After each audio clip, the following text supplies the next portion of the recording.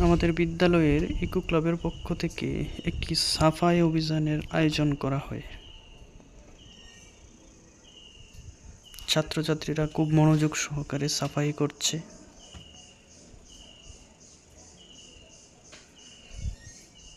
এই যে আমাদের স্যার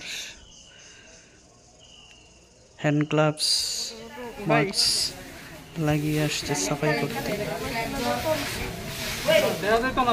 টুপিটা ঠিক করেন স্যার, চেহারা দেয়া যায় না। আরেকটু উপরে উঠান। আরেকটু